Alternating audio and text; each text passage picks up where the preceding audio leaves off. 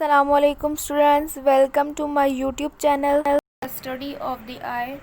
उससे पहले सब्सक्राइब करें मेरे चैनल को, क्लिक करें बेल आइकन को ताकि मेरी नई से नई वीडियोस आप तक पहुंच सकें।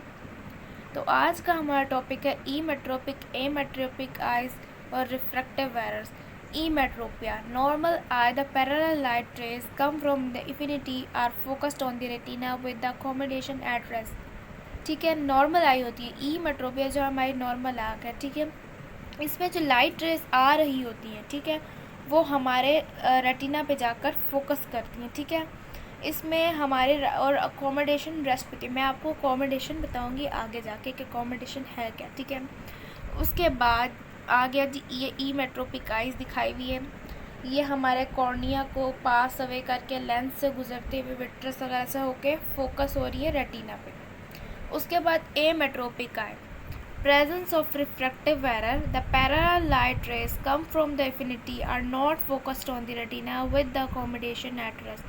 अब ईमेट्रोपिक आई में तो लाइट रेस फोकस हो रही थी रेटिना पर, एमेट्रोपिया में लाइट रेस फोकस नहीं होती रेटिना पे। ये हमारा रिफ्रैक्टिव एरर की स्टेट आ गई। ठीक है, अभी दिखाई हुई नॉर्मल विजन हो रही है। ईमेट्रोपिक आई सबसे पहले दिखाई हुई है, ये इमेज बन रही है रेटिना पे, और ये मायोपिया और हाइपरमेट्रोपिया हमारे पास आ गई एमेट्रोपिक आई। ठीक है, मायोपिया इसमें लाइट रेज जो है फोकस होती हैं वो पहले, और हाइपरमेट्रोपिया में बाद में होती है रेटिना के बाद में। ठीक है, अभी रिफ्रैक्टिव एरर्स है मायोपिया, हाइपरमेट्रोपिया और एस्टिग्मेटिज्म। हाइपरमेट्रोपिया क्या है? हाइपरमेट्रोपिया फार और long sightedness, the parallel light rays coming from the infinity focus behind the retina with the accommodation at rest.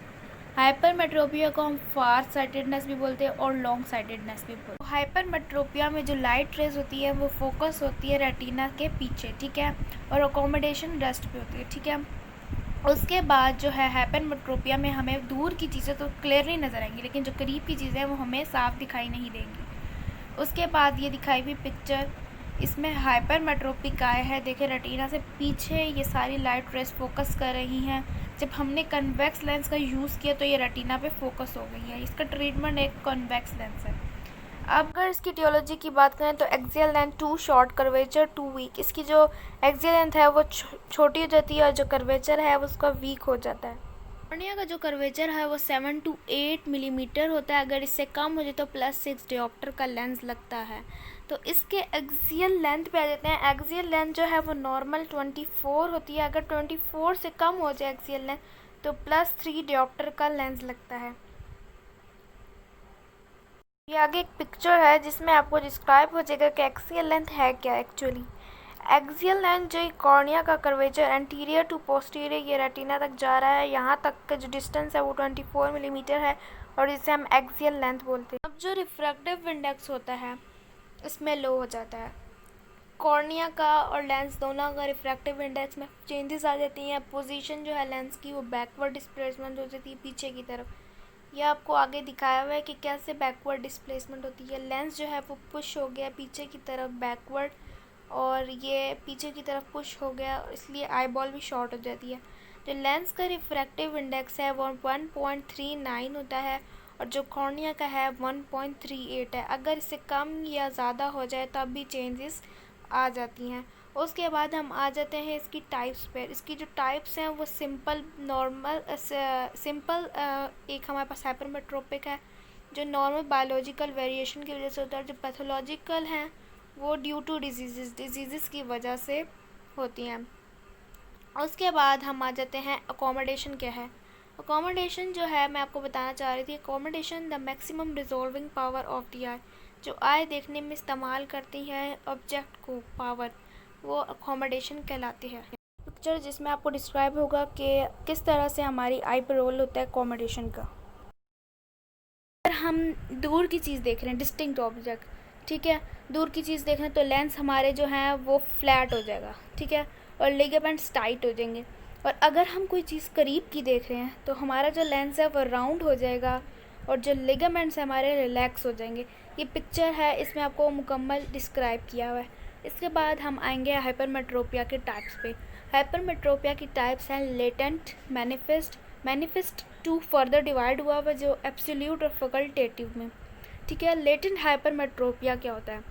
Latent hypermetropia. It is overcome by the normal tone of ciliary muscle. It is detected only when the ciliary muscle is paralyzed by atropine. ठीक है, जब ciliary muscle को एट्रोफिन drop से जब paralyse किया जाएगा तभी ये डिटेक्ट किया जाएगा लेटेंट हाइपरमेट्रोपिया। ठीक है, और ये हम किस तरह ओवरकम कर सकते हैं? सिलरी मसल की टून से। ठीक है, उसके बाद हम आ जाते हैं हम first hypermetropia. It is detected without paralysing the ciliary muscle. इसमें कोई भी चीज़ इसको पैरालाइज करने की, इसकी सिलरी मसल को पैरालाइज करने की ज़रूरत नहीं पड़ती। ये ऐसे ही हाइपरमेट्रोपिया, मैनिफेस्ट हाइपरमेट्रोपिया है, वो डिटेक्ट हो जाता है। ठीक है, अब जो लेटेंट था उसमें हमें पैरालाइज करने की ज़रूरत थी और वो हमने एट्रोपिन ड्रॉप से किया था। ठीक है, अब इसकी मैनिफेस्ट की फर्दर टाइप्स में फैकल्टेटिव क्या है? Facultative, it can be overcome bye an effort of accommodation, मतलब कि ये पेशेंट की जो है एफर्ट से कम किया जाता है। फैकल्टेटिव जो है अकोमोडेशन की, जितना हम लोग resolving power, maximum resolving power जो है उसकी एफर्ट से ये फैकल्टेटिव हमारा हाइपरमेट्रोपिया ओवरकम किया जाता है। अब absolute, it can not overcome bye an effort of accommodation. ये जो एक तरह से सवेयर केस आ गया, एक तरह से इसको ना हम एफर्ट ऑफ अकोमोडेशन से कम नहीं किया जा सकता। ठीक है, उसके बाद इसके आ जाते हैं सिम्टम्स। सिम्टम्स में ये एक तरह से एसिम्टोमेटिक होते हैं जिसमें सिम्टम्स मौजूद नहीं होते। ठीक है, एस्थेनोपिक जो है उसमें सिम्टम्स मौजूद होते हैं। ठीक है, अब एस्थेनोपिक सिम्टम्स जो हैं उनमें क्या क्या चीज़ें शामिल हैं? उनमें सबसे पहले आ जाता है हमारा temporal headache, frontal headache, sir में दर्द, फोटोफोबिया मतलब धूप का चुभना, आई स्ट्रेन मतलब स्ट्रेन पड़ना, आप दुखन, टायर्डनेस फील होना, वाटरिंग पानी, लैक्रिमेशन पानी आना, ये एक तरह से वर्ड आ गया। ठीक है, डिक्रीज विजन, नज़र कमज़ोर हो जाना, नज़र ना आना। ठीक है, डिक्रीज़ हो जाता है विजन। ठीक है, उसके बाद इसके जो साइंस हैं उन साइंस में सबसे पहले आ जाती है कि शॉर्ट आई बॉल जो होता है उसका साइज़ जो है शॉर्ट हो जाता है। शैलो एंटीरियर चीप, मतलब इतना डीप नहीं होता, मतलब शैलो सा हो जाता है, डीप से थोड़ा कम। ठीक है, कम गहरा हो जाता है एंटीरियर चैम्बर, और जो कॉर्नियल कर्वेचर है वो शॉर्ट हो जाता है। जो कॉर्निया का कर्वेचर है वो शॉर्ट हो जाता है, वीक हो जाता है। अब इसके बाद इसके कॉम्प्लिकेशन आ जाते हैं। कॉम्प्लिकेशन में वो होते हैं जिसमें इससे क्या मज़ीद नुकसानात हो सकते हैं अगर इसका प्रॉपर ट्रीटमेंट ना किया जाए। तो स्टाई हो जाता है, स्टाई जो है ये इन्फ्लेमेशन हो जाती है, और क्लेजियन भी है, ये लिड्स की इन्फ्लेमेशन है, ये मैं आपको प्रॉपर आगे पढ़ाऊँगी। ब्लेफराइटिस जो है, उसके बाद ब्लेफराइटिस जो है वो पलकों में खुश्की हो जाना, ज़ेरोसिस ड्राइनेस हो जाना। ठीक है, उसके बाद स्क्वेंट बेंगापन हो जाता है, एम्ब्लोपिया लेजी हो जाती है आँख। ठीक है, और ग्लाइकोमा हो जाता है। ठीक है, ट्रीटमेंट क्या है इसका? स्पेक्टिकल्स। ठीक है, उसके बाद कॉन्टैक्ट लेंस भी मिलते हैं। ठीक है, कन्वेक्स लेंस सबसे मस्त जो है वो कन्वेक्स लेंस जो है इसका ट्रीटमेंट है। ठीक है, और पैचिंग दी जाती है, एक एक्सरसाइज है, एक आँख पे हाथ रखा जाता है, एक आँख को बिल्कुल पैच करके बंद कर दिया जाता है, और बच्चों को एक्सरसाइज दी की जाती है कि एक आँख से पढ़ें। 10 ईयर्स तक के बच्चों को ये पैचिंग की एक्सरसाइज दी जाती है, और साइक्लोपीजिक रिफ्रैक्शन की जाती है। ठीक है, इस हाइपरमेट्रोपिक की ट्रीटमेंट्स ये आ गई। उसके बाद मैं आपको दिखाती हूँ ये कन्वेक्स लेंस जो है हम इसको ट्रीट करने के लिए इस्तेमाल करते हैं हाइपरमेट्रोपिया के। देखें, ये रेटिना से बाहर जो है इमेज बन रही थी, इमेज को अब देखें रेटिना से, जब हमने कन्वेक्स लेंस का यूज़ किया तो रेटिना पे इमेज बन रही है। आज हाइपरमेट्रोपिया पढ़ा, नेक्स्ट वीडियो में हम मायोपिया पढ़ेंगे। उम्मीद करती हूँ आपको मेरी वीडियो बहुत अच्छी लगी होगी, और नेक्स्ट वीडियो के लिए इंतज़ार कीजिएगा जिसमें हम मायोपिया पढ़ेंगे। तो अपना बहुत सा ख्याल रखिएगा। थैंक यू, अल्लाह हाफिज़।